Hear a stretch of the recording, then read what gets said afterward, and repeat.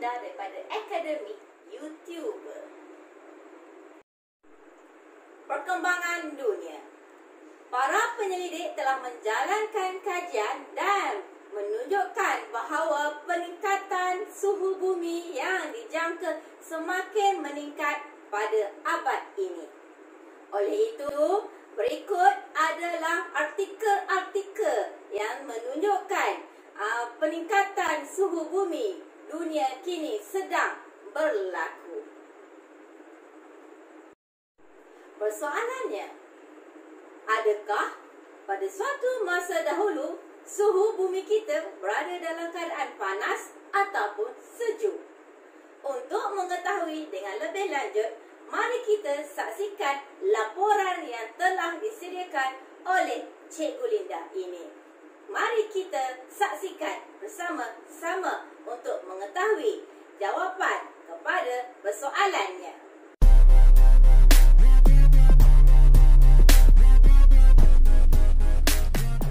Assalamualaikum warahmatullahi wabarakatuh. Apa khabar anak-anak cikgu di luar sana? Bersama dengan Cikgu Linda lagi dalam kelas sejarah tingkatan 1. Hari ini cikgu akan ajar subtopik 2.4 iaitu ciri-ciri zaman air batu akhir. Anak-anak, kita dah sampai ke zaman air batu akhir. Kita akan fokus kepada ciri-cirinya. Okey, jom sama-sama kita terokai apakah ciri-cirinya.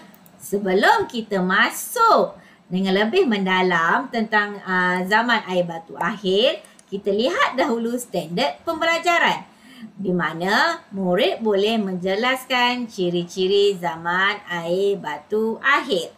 Anak-anak, ingat ya, anak-anak perlu menjelaskan ciri-ciri.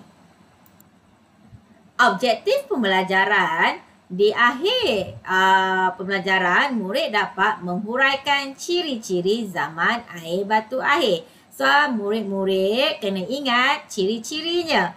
Bila murid ingat ciri-cirinya, maka murid-murid boleh menghuraikan ciri-ciri tadi dengan lebih baik.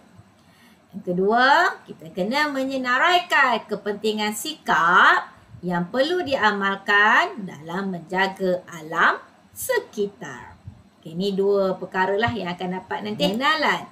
Apakah itu pengenalan? Kita nak belajar berkaitan apa ni? Okay. Kita lihat dahulu apa sebenarnya kita nak belajar pada hari ini. Okay. Sebelum ini, bumi kita telah pun mengalami cuaca yang panas. Okey, bermula pada 8,500 tahun yang lalu. Selepas zaman air batu. Okey, kenapa kita dah berubah menjadi panas, dah tak sejuk? Dulu kita belajar zaman air batu cuacanya sangat sejuk kan? Ais semuanya, ada glasier lagi. Okey.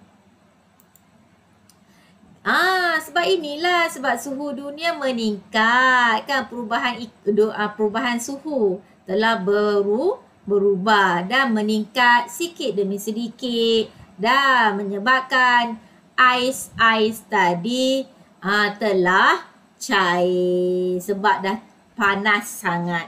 Hari-hari panas, setiap tahun panas kan. So ais tadi semakin lama semakin cair. Bila ais tadi dah cair, inilah tadi berlaku penggleseran yang beri kesan besar terhadap bentuk muka bumi, di mana ais tadi sepatutnya dia lekat kan, dia keras dekat gunung-gunung, atas daratan, atas laut. Tetapi bila ais tadi dah cair disebabkan oleh suhu yang panas dan ciri-ciri fizikal gunung tadi, okey, rekahan ataupun penggleseran ini berlaku, membolehkan glasier yang keras tadi telah jatuh. Okey. Dan bila dia jatuh, dia akan mengubah bentuk bumi lah, di mana ais-ais tadi dah cair dibawa ke laut. Okey, dibawa ke laut, duduk mengikut arus laut tadi ke mana pergi. Nampak tak polar bear ni? Okey, duduk di atas glasier yang telah pecah. Okey, di mana diakibatkan oleh penggeliasaran, iaitu ais telah cair. Jika awak ingat, sebelum ni cikgu dah ajar, ada 3 tahap penggeliasaran, di mana di situlah berlaku 3 tahap di tahun yang berbeza.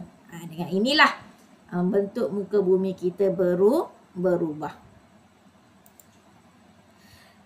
Kecairan air batu ini juga telah menyebabkan paras air dunia meningkat.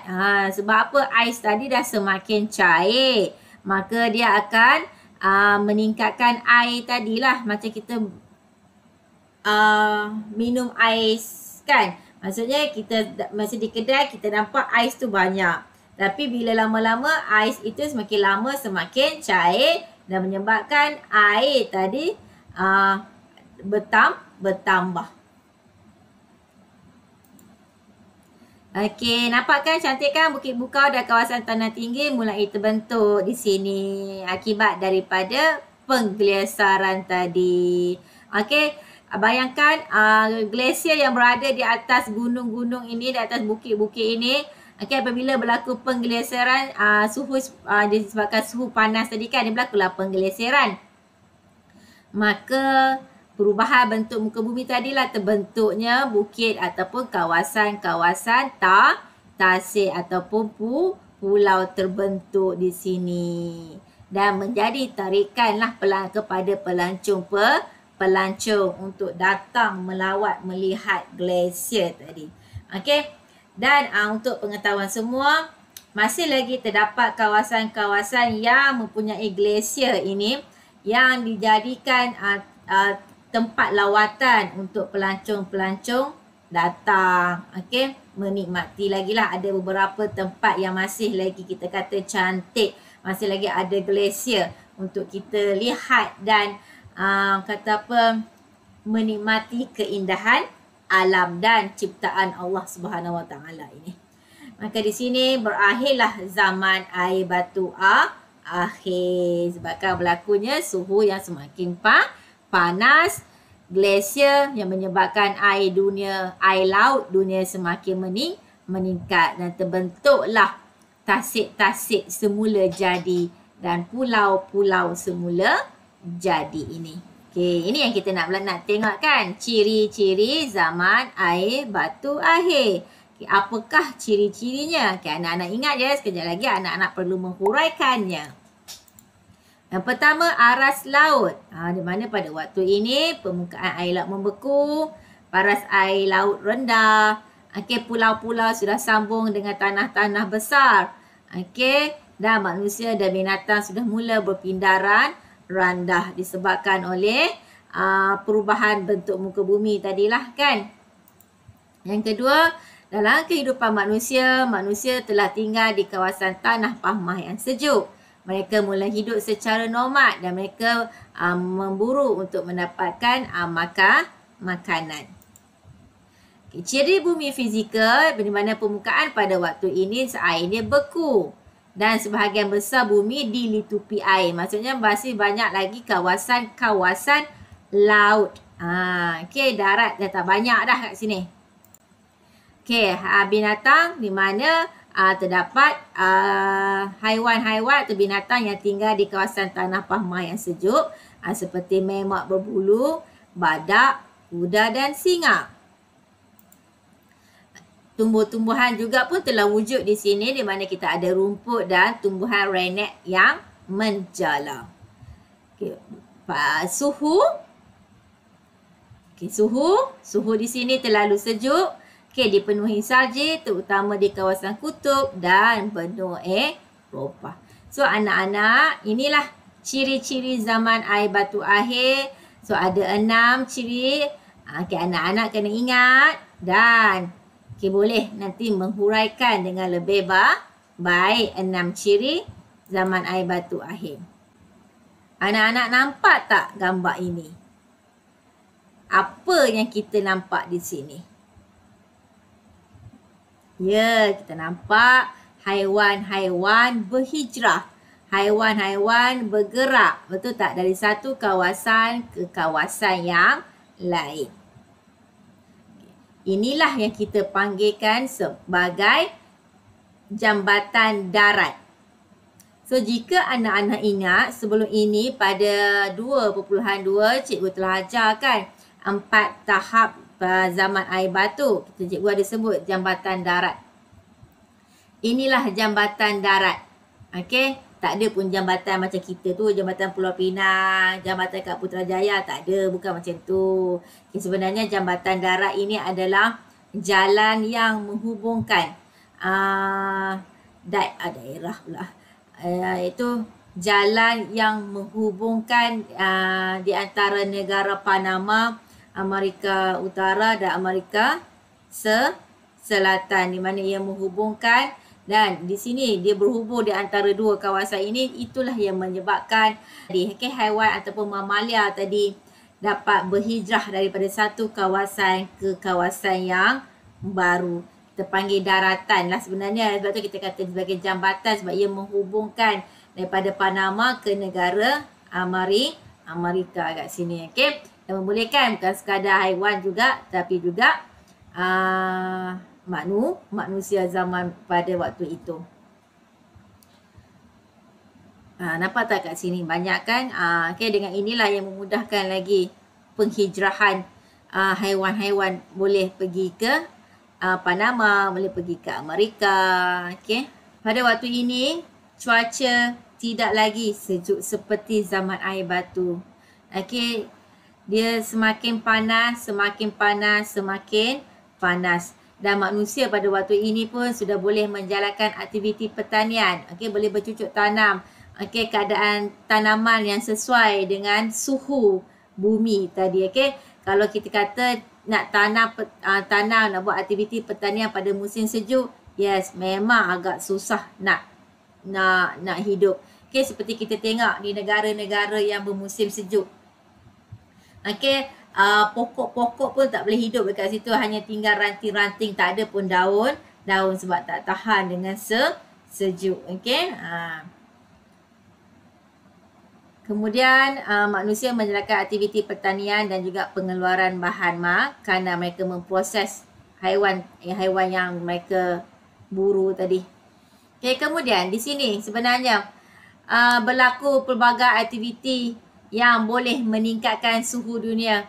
Okey, ini adalah yang dilakukan oleh manusia-manusia yang berada di negara-negara kita dan juga negara-negara luar, di mana kita sering membuat pembakaran terbuka. Okey, sering menebang-nebang pokok yang menyebabkan haiwan tak ada habitat. Okey, dan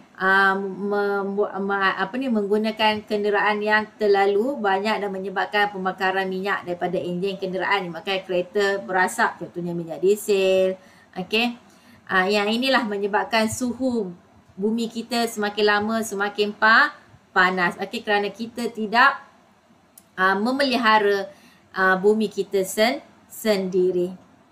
Apabila bumi kita semakin lama semakin panas, kawasan di Antartika yang mempunyai kawasan berais, okey, di situ akan berlaku kecairan di Antartika dan boleh menyebabkan kenaikan paras air laut di dunia.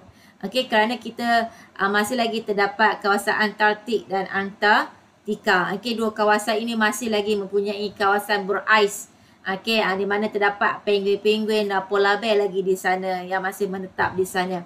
Okey, dengan keadaannya. Okey, ada juga manusia yang duduk di Alaska, di kawasan sejuk-sejuk di kawasan Antartik tadi. Okey.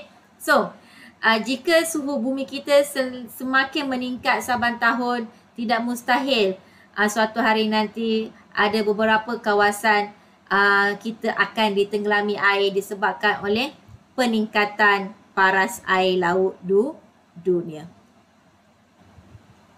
Oleh itu, kita sebagai manusia okey, yang berada di muka bumi ini ataupun di negara kita sendiri, kita perlulah memelihara alam sekitar kita. So kita tengok dekat sini. Daripada topik yang kita dah pelajari daripada 2.1 hingga 2.4 ini, kita pelajari zaman air batu, telah berlaku perubahan sedikit demi sedikit kepada dunia kita, di mana kita pada waktu dulu pun telah berlaku penggeleseran, di mana berlaku 3 tahap yang disebabkan oleh suhu juga. Suhu yang panas membuatkan ais tadi cair, yang dinamakan penggeleseran, dan boleh menyebabkan paras air laut meningkat. Bila paras air laut meningkat, ia boleh menyebabkan bentuk muka bumi itu pun berubah. Mungkin kalau kita katakan suatu hari nanti ada beberapa kawasan tak ada disebabkan paras air laut yang meningkat. Begitu juga dengan sebelum ini. Jika awak dah belajar perubahan fizikal muka bumi, di mana pada asal-asal wujudnya kita dapat lihat kawasan daratan bercantum. Kawasan darat tu sikit sahaja. Yang banyak adalah kawasan laut. Dan di situ kita lihat sedikit demi sedikit, beberapa tahun disebabkan oleh suhu tadi. Awak perasan tak, awak boleh tengok balik dalam subtopik 2.1, bentuk muka bumi kita berubah. Suhu yang panas dan bentuk muka bumi akan berubah. Boleh perhatikan balik di subtopik 2.1. Perhatikan di situ bagaimana bentuk muka bumi kita. Di sini manusia sudah mula berhijrah ke benua Asia kerana kawasan itu tidak lagi sejuk, dan mereka boleh menjalankan pelbagai aktiviti bila kawasan itu tidak sejuk, seperti bercucuk tanam tadilah, ataupun pembekalan makanan. Tetapi masih ada lagi kawasan yang sejuk, iaitu kita ada benua utara dan benua selatan. Itulah, hanya tinggal di kawasan itulah kita kata kawasan sejuk untuk kita memelihara lagi lah, supaya ada kawasan yang kita boleh lawati. Tetapi benua Asia kita semakin lama semakin panas. So kita kena berhati-hatilah dengan kecairan air batu ini. So kita tak nak pun, kalau boleh kita tak nak pun bumi kita panas sangat. Tapi itulah hakikat yang berlaku sekarang. Setiap tahun kita rasa semakin panas. So inilah yang akan berlaku sehingga pada masa akan datang jika kita tidak memelihara alam sekitar kita. Ais tadi akan mencair, akan jadi cair dan cair, berlaku penggeleseran sikit-sikit dan kawasan-kawasan rendah akan ditenggelami dan hilang. Membentuk tasik sahaja nanti. Seperti yang kita sedia maklum, paras air laut semakin lama semakin meningkatlah berlaku pada kita hari ini. So di akhir ini, cikgu berharap anak-anak murid, peliharalah alam sekitar kita. Janganlah kita buat pembakaran terbuka. Janganlah kita menebang pokok-pokok. Janganlah kita membuang sampah merata-rata. Janganlah kita membuat pencemaran alam kepada dunia kita. Sebab inilah yang kita perlu jaga. Itu jugalah yang menyebabkan suhu bumi kita saban tahun meningkat.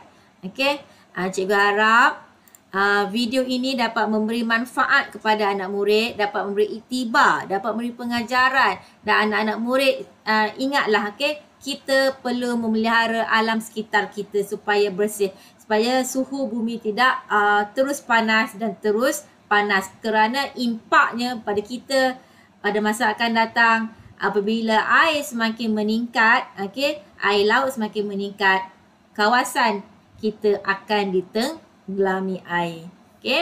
Cikgu berharap video ini memberi manfaat kepada anak-anak semua, memberi impak kepada kita, memberi kesan yang baik kepada kita untuk kita memelihara alam sekitar, dan anak-anak murid dapat mengingat 6 ciri-ciri zaman air batu akhir. Dan sehingga kita berjumpa lagi di video yang akan datang. Dan cikgu harap anak murid boleh subscribe, like dan share, kerana subscribe ini dapat membolehkan cikgu untuk membuat video-video yang lebih interaktif dan menarik kepada anak-anak sebagai galakan dan dorongan. Okey, kita jumpa lagi di episod akan datang, di video akan datang, di PDPR online akan datang. Sini kita berjumpa lagi. Assalamualaikum warahmatullahi wabarakatuh. Bye.